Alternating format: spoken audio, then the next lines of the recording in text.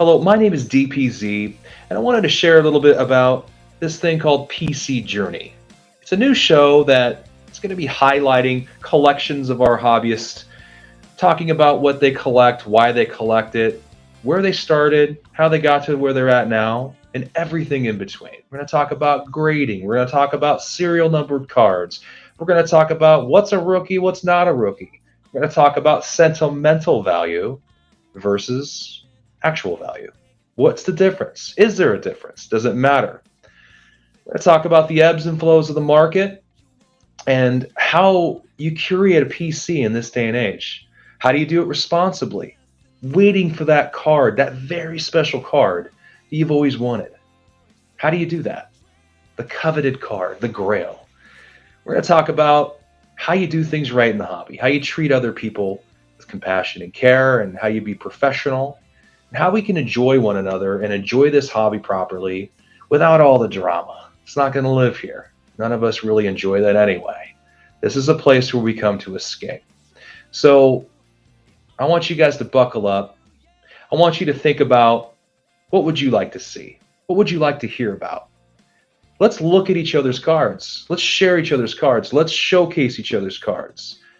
Let's not be ashamed of it. Let's be proud of it. It doesn't matter what kind of card you have. It doesn't matter whether it's slabbed. It doesn't matter what brand it's slabbed in. Let's just focus on the fact that you love the card you own and you have a PC and you've put it together and it means something to you. We want to see it. So if you're interested in coming on and sharing your story, your PC journey, please let us know. Please reach out to me. I'm at Dennis Patrick Zender on Instagram, part of the Luca Nation Network. Thank you so much. Look forward to seeing you soon. Take care. Welcome to PC Journey, part of the Luca Nation Network. I am your host, DPZ, and with me, I have Bryan, Cajun Cardboard. Thanks for joining me, Bryan. Absolutely. So this is the pilot episode of PC Journey. PC Journey is about, it's about the curation of a PC, the journey of the PC, where you started, where you're going, where you're ending up, and where do you anticipate going with that PC into the future. Navigating the markets, the ups and the downs, the ebbs and the flows, how you consolidate, how you make these decisions. This is the first episode. So I would like to, let's bring it into a card perspective. Like if we're thinking about this from a card perspective, you're the first card I'm buying. So this is the first episode. So you're my first card. Am I buying a PSA 10, Cajun, or am I buying a PSA 8? Is it a PSA 6? Because for some reason PSA, I don't know why they gave us a PSA 6. So what am I buying when I bring you on as the pilot episode? Man, my first card. Of course, if you ask me, it's a PSA 11. But if you ask around the hobby, I could be an HGA 8.5. Man, it just depends on who you ask. I've tried not to make too many enemies in the hobby, but I don't know. Let's spend the next hour. Let's talk about it, and we'll go from there. I'm a little flattered and a little nervous that you chose me as your guinea pig / pilot episode. So hopefully I don't disappoint anybody, and maybe I have some stuff that's both educational and entertaining out there. So that's always the plan when we do these things. No, this is great. I'm very happy to have you, and I think that we're kind of putting it together. I know my technology isn't terrific and wonderful, but we're gonna go and we're gonna learn and we're gonna flow with it. So let's start with this. Like I know folks know who you are. And for all intents and purposes, to keep a good consistent flow. What is your origin story? Where did you start? I mean, cards. Obviously, a lot of us folks in our age group have that same story, but give me a little summary of your origin story. Yeah.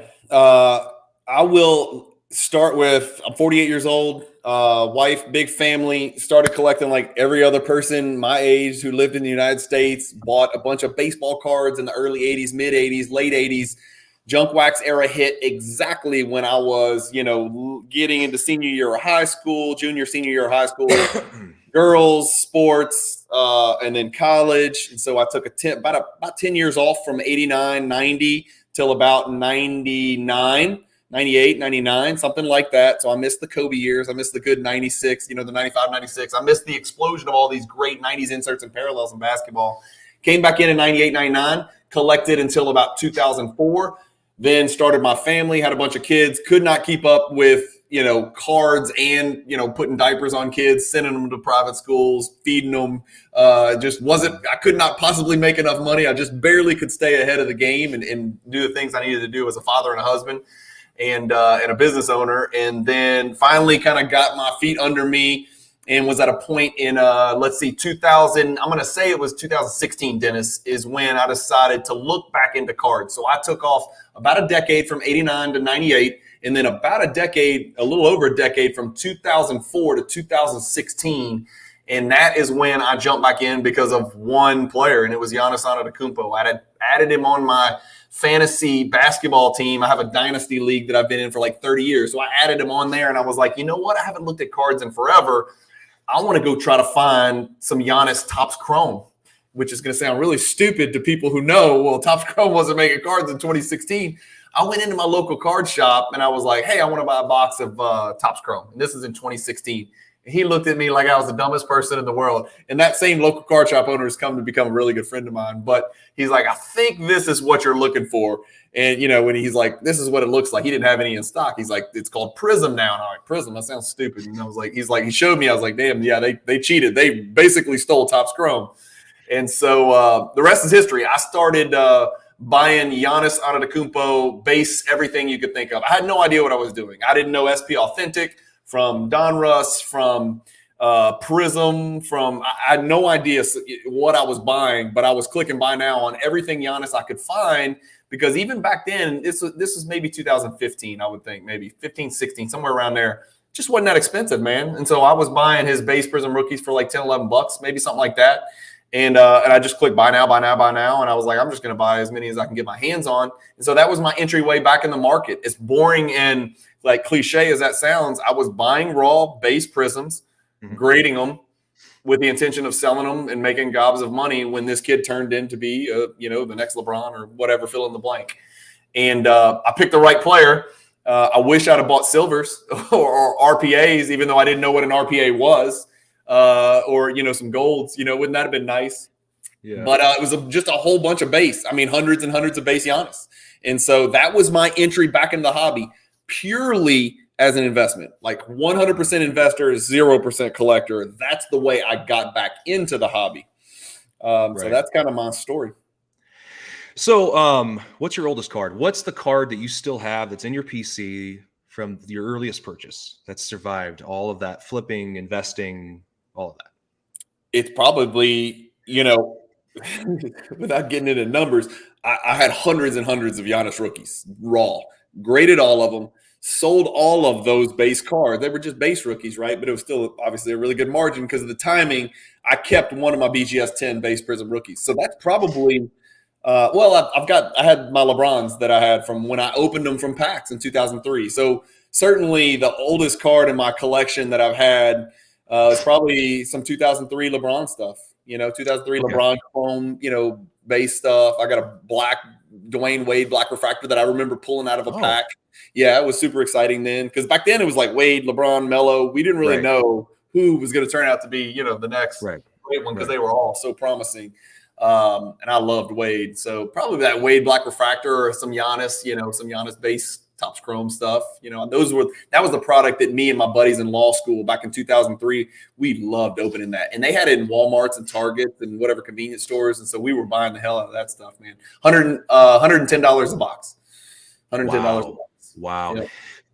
Where did you go to learn? Where did you go to learn about what was the product? I mean, you talk about your LCS, but is there anywhere else you went to learn about what cards to buy, what was important? Dennis, that's a great question. And I talk about this on my channel. I talk about this with Andrew and Cage all the time. Mm-hmm. It's a huge barrier to entry into this hobby that we love so much is that in other industries, it's like if you want to learn something, you go to A, B, or C. Well, here it's like AA through quadruple Z. You can't get the information you need to really flourish in this hobby and educate yourself from one source or even 50 sources. And so it was just an amalgamation of just hours of manpower. Facebook, honestly, I wasn't even on Instagram for about 3 or 4 years. So Facebook is where I got a big education, getting in some Facebook groups. Just figuring it out on my own on eBay, buying and selling. You figure out a lot when you're in the business of buying and selling cards for profit. Ripping, I actually used to rip wax when it was relatively affordable. I've since pretty much stopped completely. So just bits and pieces, man. I wish I had a great answer for that. Like there's the, hobbydictionary.com, but there's nothing out there like that. I didn't know about Blowout. I didn't know about trading card database. I didn't know about Cardboard Connection. I didn't even know about this stuff, but just, the first content I ever consumed was probably House of Jordans, to be honest with you. That was probably the first piece of content. And that would have been right before COVID, Dennis, 2020 maybe. So for 4 years, it was just figure it out on your own. Right. See, and you have to parse through the drama. What I've noticed when I dove into it was there's a lot of drama and trying to figure, okay, there's a lot of opinions that have, carried on. And for instance, like right now, there's a big, I'm a Seattle guy here. So Julio Rodriguez has his rookie card, and there's a contingent of people that say, hey, his Bowman's Best in 21 is the true rookie card. It is nothing in 2022 is not his. You're not a baseball guy, but see, I'll try to tie it in. And you go on Blowout, and there's a ton of drama surrounding what is his true rookie year. What was a mistake by Topps, but the rookie shields in 2022. So it just, you have to parse through people's personal opinions, and maybe they're invested heavily in that 21 card. There's your answer. So yeah. But then if you're a newbie coming in, you're going, well, I'm confused, and I see people infighting, and you see everybody reaching at each other and fighting with one another, going, which one is the card? You don't know which to buy, and you might settle with this or settle with that. But really, you kind of get clouded, and you're not buying the card you really want. You're buying the card that people tend to tell you to buy. So you're buying the card that you think other people will want. And that's the issue with 86 Fleer and the Star Jordan, right? To convert it back to the basketball world, like that's never going to end. I mean, that's a card that's, what is that? Man, we're 30 years out now. No, we're 40 years out from 1984 almost. That's still a debate, like which is the rookie card. Still a debate. That's a great question. I'm glad you segued into that, because we're talking about a PC. So if you're curating your PC, which card do you want? Which card do you feel is going to carry? Which is the real rookie card?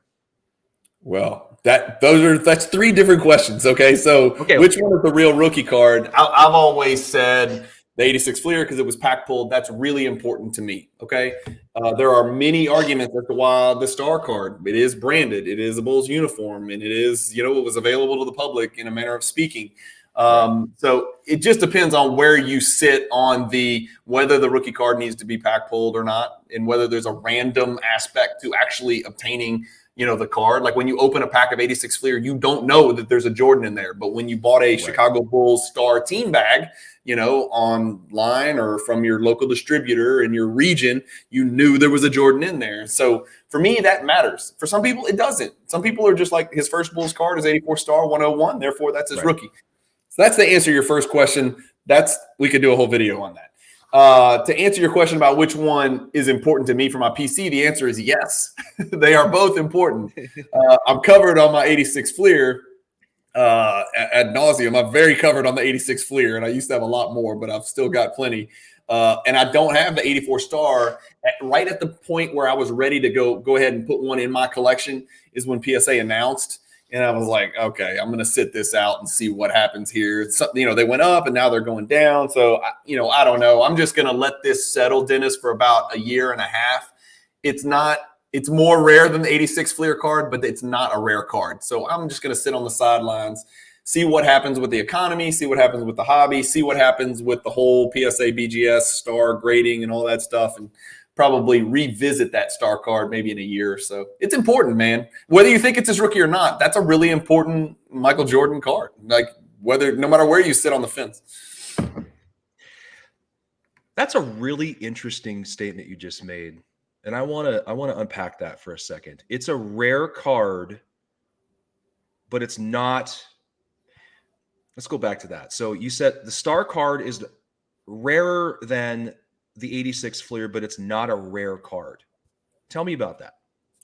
So again, this is, in the eye of the beholder. It's all about perspective, right? So Dennis, 2 years ago, if you'd have said, is 500 a low pop? Most people would have probably said that's pretty low pop, because the Griffey's like $1 billion, and even then the Doncic was like, whatever, 10,000, whatever it was back then. Now, if you told somebody there's 500, they're like, I don't want it. I don't want anything to do with it. And while the star is significantly more rare than the 86 Fleer, which we know was printed at, like bonkers, in the world that I personally live in, I live in the world of like extremely rare, like 90s Jordan inserts and parallels. So the people that I'm talking to and the cards that we're looking at sort of on a daily basis kind of skews my opinion on what is and isn't rare or short print or whatever. The cards that I'm looking at buying in PSA 10 are like sometimes pop 5, sometimes they're pop 1, sometimes they're pop, even 50, 60, whatever. To me, that's kind of the threshold. So when you see a card where there's like hundreds of them, immediately, I'm sorry, I may have kind of overstepped my bounds, but that to me is not a rare card. If I can go buy the card anytime I want, to me, that's not a rare card, right? If I wanted to buy 15 star cards, I could buy 15 star cards in the next hour before this video is over. So to me, that's not a rare card. But if I wanted to go buy 15 red PMGs, number one, I'd need a hell of a bank account. Number two, I couldn't. They're not there. There might be 1 or 2 a year. You're not going to buy 15 of them. It would take you 5 years to buy 15 of them or more. All right, beautiful. Let's segue this into the next question then. So, we're both in the same industry. We deal with homes. You build a home, you build a foundation first. You don't put the roof on first. You don't start framing onto sand or dirt. You build onto a foundation. So every card has a bedrock, has a foundation, has the cornerstone. What is your cornerstone card? What is everything built upon? Or cards or sets or what's weird, Dennis, is if you and I were sitting down doing this interview about 7 months ago, my answer would be different than today. So the cornerstone of my collection used to be, I had a 1986 Fleer PSA 10 set with the stickers, right? So there's only maybe 8 of those sets in the world. I'm guessing maybe 9, something like that, because the Kareem stickers are pop 15. And so that was the cornerstone, but I liquidated that. I sold that in the PWCC weekly and premier auctions in May. And so I kept the 2 Jordans. So I kept the Jordan Fleer PSA 10 and the Jordan sticker PSA 10. So to answer your question, my saying about the hobby for me personally is always all paths lead to Jordan eventually. Everything's, I do have PC cards that are non-Jordan, but the last cards that I'll ever sell are my meaningful Jordans in my collection because that is the foundation. So Jordan, the player, is the foundation of my collection. That's what I'm about. If you said describe yourself in 5 words or less, the name Jordan would be somewhere in those 5 words. To get a little more narrowly focused, my 3 biggest Jordan cards, which are significantly bigger than the other Jordan cards I have, are the 97 red PMG, the 1997 championship PMG, and then the 86 Fleer PSA 10 rookie card. So those 3 kind of stand up, far beyond any other cards in my collection. And even the other Jordan cards that are in my collection. I've got some really good Jordan stuff. I got some great Jordan stuff, but those 3 are kind of the 3 elite cards. Those would be, I'd have to guess, those would be the last 3 cards that I would ever sell. Correct. Right. And I was going to say that. I think it kind of comes back to that. What are the last cards that you would ever sell? Push comes to shove, you need to liquidate. Your 7 kids need, I think some of them are in college, I know, but you have to, something have a life event. And those are the last. Those are the last to go. And so, interesting. So, what motivated you to sell? We talk about consolidation. The cool thing about the PC is it's a journey. It's moving. It's always moving. It is. We love our PCs, and everybody on Blowout and everywhere else. I'll never sell this. Like, yeah, you will. Everybody does. We all say this. We all do this too, though. So, what motivated you to make that move with the set? It was just time to recycle that money. Obviously, I got in at a really good price point, right? And so I'd had a really good margin. Do I wish I'd have sold at the peak? Oh, my God, yes. My life would be very different. I missed it, right? Just like I missed the peak with the PSA 10 Jordan because I wasn't willing to sell the damn thing. So I did fine on it margin-wise, definitely missed the peak. But the idea was to sell this, pay off, I'll literally take the money, pay off a car note, pay off a home equity line of credit, do some renovations on the house, and then reinvest that money into purely Jordan stuff. And so that's what I did with all that money, right? Paid off some debt, cleaned some stuff up in my real life, and then recirculated that and moved a lot of that money into some new Jordan, some real high-end Jordan Grail stuff that I didn't have, including that championship PMG, which I was lucky enough to pick up with some of that 86 Fleer money. And so I mean, that's really it. I mean, the thought process was, I've got a Johnny Moore card that's worth $50,000. I don't give a damn about Johnny Moore. I could care less about Johnny Moore. Most people don't know who Johnny Moore is, and most people are looking at your screen saying, "Why is Johnny Moore card worth $50,000?" Well, that was kind of part of the allure of that '86 Fleer set. He's just one of those really rare, weird, common cards to find in PSA 10 condition because of the print defect. And so I'm like, why don't, I've got all this money in these guys that I just don't care about. And I've got great margin in it. Jordan is what I care about. And so I kind of took a step back and I was like, okay, it's time. Is it the best time? No, I missed it. I did. Right. And I left a ton of money on the table, but, it turned out to be a good time I guess in retrospect, because obviously the value of that 86 Fleer set's gone down really significantly since May. So, it wasn't a home run, but it also wasn't a strikeout. That's the way I look at it. And I took all the money and put it into Jordan cards. And so going back to like the theme of this is like, if you think your money's better off in A than it is in B, well, then go sell B, regardless of whether it's up or down. Go sell B and put it in A. You do the same thing with stocks. The difference between a stock certificate or whatever in a card is that we love cards. We love to look at cards. We don't like losing in cards. In stocks, it's like move it from here to here. Who gives a damn, right? You don't own the company. So that was kind of my take on it. And as a result, my Jordan collection looks a lot better, but the foundation of my PC has changed. It's no longer that 86 Fleer PSA 10 set. But see, your foundation has changed, but your collection looks better. That's the key. Your collection looks better, but the foundation has changed. It's having the courage to make those decisions. Not only did you made some financial providential decisions for your family. You're paying off a note and paying off down a HELOC. Those things are important. I mean, all those folks out there. You got two guys here in credit. Keep all your revolving debt, your LTV, all that below 70%, and you're going to look really good from a credit perspective. You want to keep all of your revolving at 70%. You want 70% of it used. If it's above 70%, that's when it starts dinging you on a credit. This is not what this is about. But I think when you start making those types of decisions, you can use some of that money to make some of those. You don't have to pay stuff off sometimes. Just pay it down to 70%. You're going to see a big change in your credit, which is going to allow you to do way more with your family and with your life and your career. So the collection is now better. All right. What makes is it better? We don't know. I mean, I don't know if it's better, but I feel good. I feel like my money was pretty safe in 86 Fleer. I feel like it's pretty safe in rare Jordan cards. So again, it's like what and what, as we say here in Louisiana, Yeah, but you know what? No, that's okay though. That's okay. What you just said though is it's better. You feel it's better because it doesn't really matter what I think. It doesn't. That's the beauty of what I want to uncover with this show is it doesn't really matter what people blowout say. It doesn't matter what folks on the card porn comment section. What matters is what we think. Yes. It's our money. These are our cards. These matter to us. We make these big financial decisions. It's funny because you make a decision for like a $5,000 or $6,000 card, and you're like, oh, it's almost kind of easy sometimes. Yeah. But then you got to replace your water heater. Like it's $2,000. Like God damn. What? Like the why? Pool motor broke. What the hell? What are they? It's a racket, and yet we justify. It's interesting. Yeah. So I mean, we kind of live in a different world. But I think at the end of the day, you have to be okay with what you buy. You have to live with what you have, and you have to love it. So, okay. So, what makes a card rare? What's important to you with your collection? Because I can say what makes a card rare in the hobby. We can talk about hobby, but again, I want to keep focusing this on the guest, the person, your collection. What makes it rare to you? Yeah, that's a good question. But before we get there, remember when I told you I came back in the hobby, I was 100% investor, 0% collector. Yeah. And now I'm probably 70% collector, 30% investor, right? With the idea that all the money that I do make just filters right back into Jordan stuff. So I don't want to give off the impression that I only buy, rare Jordan cards.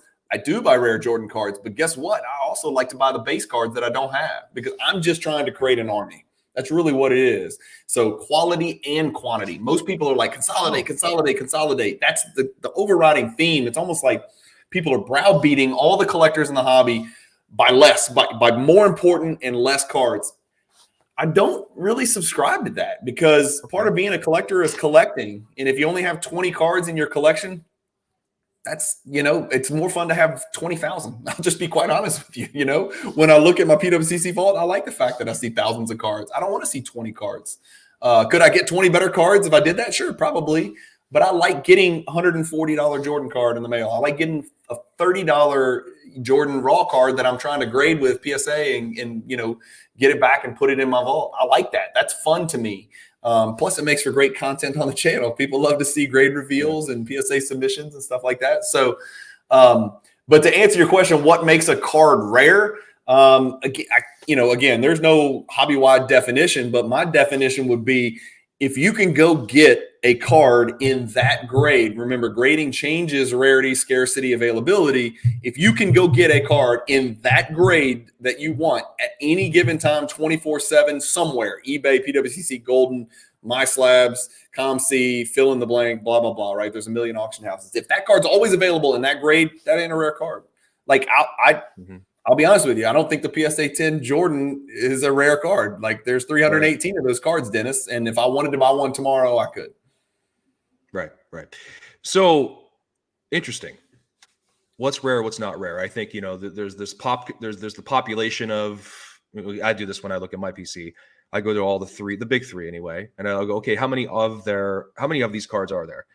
And then I go, okay, well, let's go look at the print runs, production runs, which we don't really ever really, you don't really know, especially with modern. Yeah. And even some of the older cards, I go back and get all those, I'm a Griffey collector and Kobe. Those are my guys. So my collection resides in Griffey and Kobe. And so I go and try to find the rarest stuff. But it's not just about pop. It's about, okay, how many were there? Like, try to find the serial numbered stuff. Well, yeah, serial number now is a different story. There's a lot of one-of-ones. There's a lot of serial number cards, but do the research. Try to find in the 90s, though, there were in the 90s. 90s is different, right? But then there's all these nuances within collecting. So you touched on the rarity. Okay, so something you said earlier kind of caught my attention, and I want to unpack that a bit more. You said I'm now have arrived at 70% collector, 30% investor.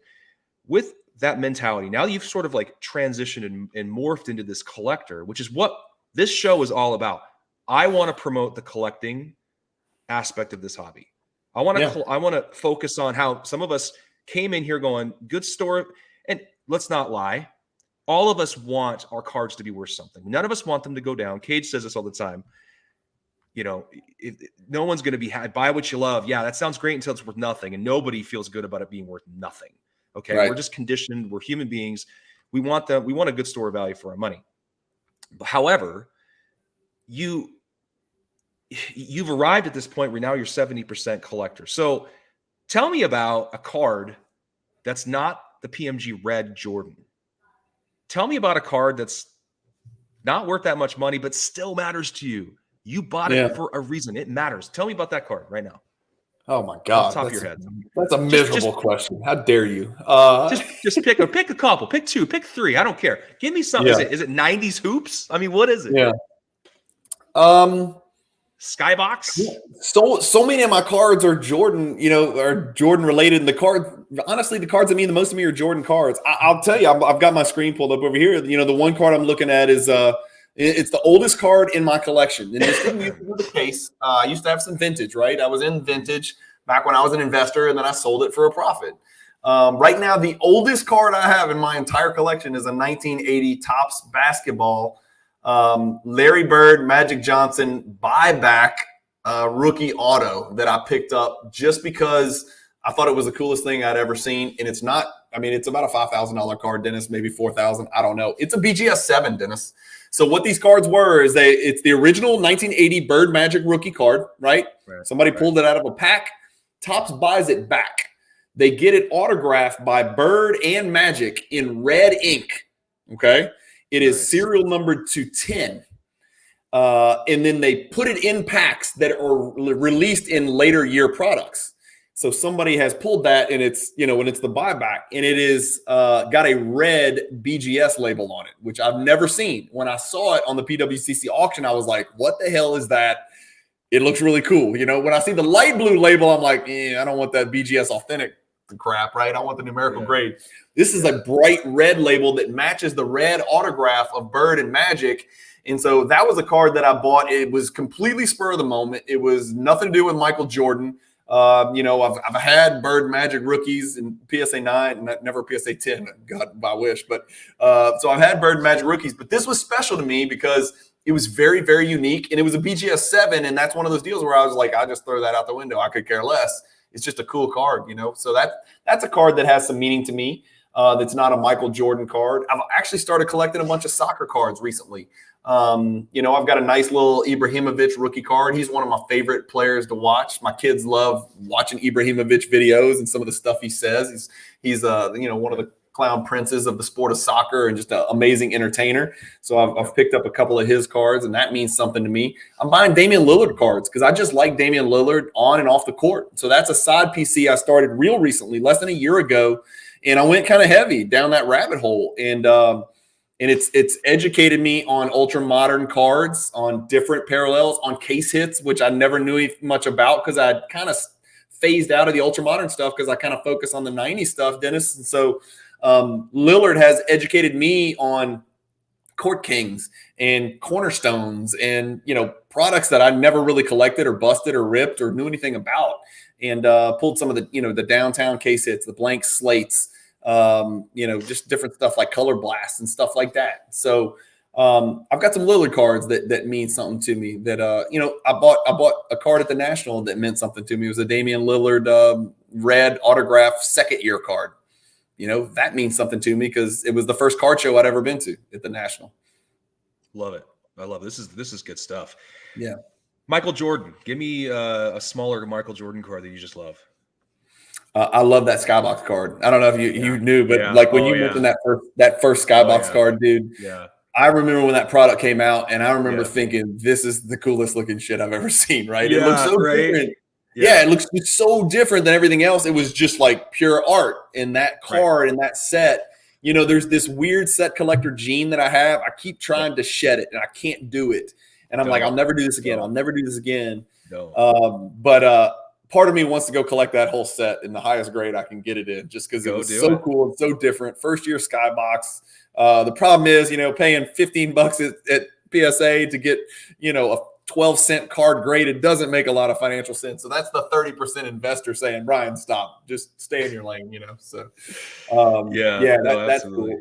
The Scoring Kings matters to me too, man. The Scoring Kings is kind of the most recognizable early year Jordan insert, along with like the Beam team. But that Scoring Kings card, with people aren't familiar, the 93 Ultra Scoring Kings with the lightning in the background. Yeah. If you can get a really good photo of the card, which is hard to do, it's weird. It doesn't photograph well.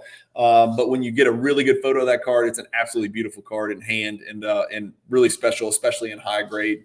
So, there's a couple. There's a long list of Jordan cards that really mean a lot to me that are kind of off the radar for sure. That's why it's fun to make those videos, Dennis, because like literally there's thousands of Jordan inserts and parallels, different ones that you could talk about all day long, and some of them are completely off the radar.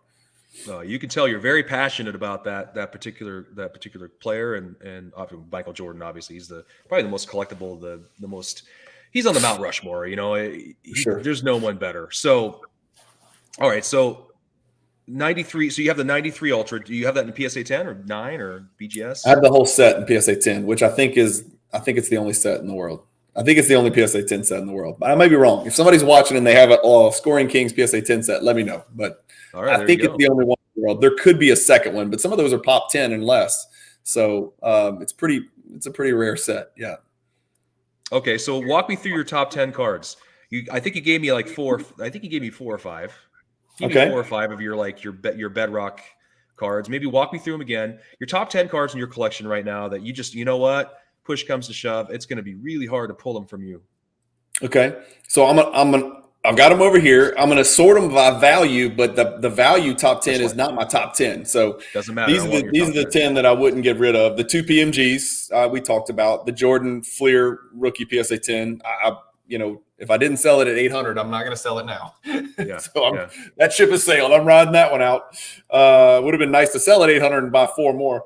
But I've got, let's see. I did decide to make a move because I thought LeBron cards this summer and early fall, I thought they had dipped too much. I think the hobby has a horrific recency bias where whatever the player's done recently, like right now, Jalen Hurts is the second coming of Jesus, and LeBron James is like Adolf Hitler. That's the way the hobby just overreacts so much to what the players are doing right this second, and it looks bleak for the Lakers and LeBron. So I picked up a black refractor LeBron BGS 9.5, which is my best LeBron card by far. I'm skipping over a red PMG Duncan and a red PMG Kobe because while those are very valuable cards, those are for sale. Like if those, if the numbers work out, I would sell those cards for a profit. Right now, it's not working out. A Jordan Grand Finale would probably be my next one. It's a die cut card from 97, serial numbered to 50. And like you said, serial numbered cards, especially serial numbered cards of Griffey or Kobe or Jordan from the 90s, are special, regardless of grade. So that Grand Finale is one of my favorite cards. The 97 embossed refractor, which is serial numbered to 74. That Jordan is a die cut card, just like the Grand Finale. I'm looking here. The Jordan Platinum Portraits, the Jordan Diamond Dimensions, the Jordan Ultra Star Power Supreme, all in PSA 10. Those are all, extremely relevant cards. And then there's one non-card that I have that, I'd like to hold on to as long as I can. It's a case. It's the 2018 National Treasures case, because I think that case, I just think it's special. I don't think there's too many of those out there, Dennis. I don't know how many there are. That's Luka Doncic. That's, the 2018 class is Trae Young, Luka Doncic. It's my guy, Anthony Simons, who I love to collect. It's got a bunch of really good players in that case. And I've never opened a box of National Treasures in my life because it was always just too expensive. So I'm sitting on this case and I'm like, So that matters to me too. So I don't know if that gets us to 10, but the other ones would all be Jordans. I would just start naming Jordans. So it's like, that's it. Yeah, no, that's okay. I think we timed out there a little bit in the middle of all that, but I think we got majority of it. Okay, so now that you've given me your top 10, you've given me, we talked about where you started, how you got where you were to where you're at now, some consolidation, some decisions you've made to sell some cards and move that money into other places and to improve your PC in your mind, improve your PC, not in anyone else's mind, your mind. Let's make that very clear. What's the next card? What's the next grail? What's the next target? I mean, I know you probably have multiple. Give me the one that you just covet. It's easy to have. There's one. Yeah, it's the 98 PMG. Some people call it the gold PMG, but it's the 98 PMG. And ironically, my good friend, the Candyman, Naz, posted it on his IG page today. He has a tendency to post the cards that I want the most because he's got all the cards. But that 98 Jordan PMG is the card that I want the most. Of course, I would say the green PMG, but that's so far beyond my means, it's gone. I'd have to sell my whole collection to go get it. And even then, it might not be enough. So the green PMG, I'm going to consider gone and non-existent as far as I'm concerned. So it would be the 98 PMG. There's only 4 PMGs, not including the retro PMG stuff. So, and PMGs, by the way, are precious metal gems for some people don't speak the lingo, but very rare parallel cards from the Metal Universe and Metal Universe Championship product from the 90s. That are pretty valuable and highly collectible, not just for Jordan, but for all the basketball players that are in that set. So that 98 gold PMG with Jordan dunking is definitely the next grail on my list. But lately, I've just been buying baby Jordan stuff. I'm just having a blast. The cards have gone down in value so much. I'm trying to make the most out of it, Dennis, and just buying some baby stuff and like baby build stuff. That army. Build that army. You know what I mean? I'm talking about cards. Some of these are like, $80 cards, even in PSA 10. Junk wax era stuff that I don't have because I want it and I don't want to look at it. And I want to share it and I want to just kind of aggregate. So while everybody's consolidating, I'm going the other direction. Hey, when people are veering your what's that saying? Zigging and zagging. Yeah. Zigging and zagging. You're zigging, they're zagging. That's great. No, that's good. It's again, like it all comes back to what do you want to do? Like what's your purpose in this? And like what's going to make you happy? At the end of the day, we have to be, when we turn off we watch these shows, when we get on the internet, when we press, shut down on the computer, when we put our phone down and we've got our cards sitting in front of us and we're staring at them. Are you happy? Yeah. Or do you feel good about that when you look at your credit card bill or when you look at a little less money in your bank account? Are you happy? Yeah. Variety. Are you satisfied? Dennis, people need to embrace the word variety in the hobby and just enjoy. Yeah, now enjoy it, man. It's going to work out in the long run. You know, you need to be okay with the money that you're spending on these cards. But, you know, a lot of the cards that I've been picking up in the last 6 months to a year, if you told me these cards are going to be worth the exact same amount of money 5 years from now, a 0% return, I'd still buy the cards. You know, I don't know if Bryan in 2016 would do, well, I know he wouldn't. But now 2022, Bryan would buy a card knowing it's not going to be worth more money, you know, 5 years from now. I would. The red or blue pill. That's it. Question, You saw right? it. The red or blue pill question. That's just me. Do I want that? No, I'm willing to take the risk that it will go up because it's always nice to love the cards, appreciate them, build the variety, and they go up in value. That's a win, win, win, win, win. But even if they don't, it's not the end of the world, man. I'm having fun buying the cards. I'm having fun getting them in the mail. I'm having fun sharing them on mail day videos on the channel. I'm having fun talking about them. I learn something every time I buy a card, Dennis, you know? And so, you know, part of collecting, you know, Jordans or Griffeys or Kobe's is, you know, I am a very small fish in that pond, right? I might be a big fish in this pond, but in the world that I collect, I'm a very small fish. I don't know where you fit in the Griffey world, but I know there's people out there probably with $50 million Griffey collections. So I learn something when I talk to these people every day, and I'm in a group chat with guys that literally they're a mountain and I'm an anthill. And it's just, you know, it's a pleasure to get there and sponge information off of these people because they've been doing this for 20 years. I've been doing Jordan for about 3, you know, really. Yeah. So. Well, the Jordan market is a comprehensive market. I think the collector is a comprehensive collector. And it's hard to make a dent in that market. I mean, the Griffey market's a little more, you know, I don't think there's many cards that are selling for that much. So you can actually, in the barrier of entry is not so high. Yeah. The Kobe market's similar to Jordan. It's a little, you know, a little less than that, but it's still, where's Kobe and Griffey, Dennis? Where's Kobe and Griffey price standpoint for cards that are similar, you know, quality, quantity, scarcity, rarity? Importance?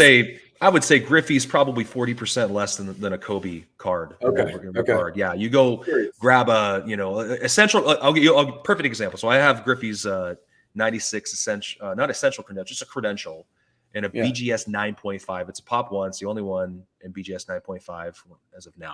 $399. What's the serial number to? That one's $299. That was $299. Yeah. So the same card, because this is apples to apples comparison. Kobe has, I think it's a $20,000-$30,000 card, if I'm not correct. A little different. Yeah. So I bought mine for $4,000. Yeah. 20. Yeah. So it's such a different. So you can get in, and I mean, I'm a Pacific Northwest guy. I'm a Seattle Mariner, Seattle Seahawk. You know, that's so. Griffey was like my guy. He's all of our heroes are over here, but he's still my main. He's the guy.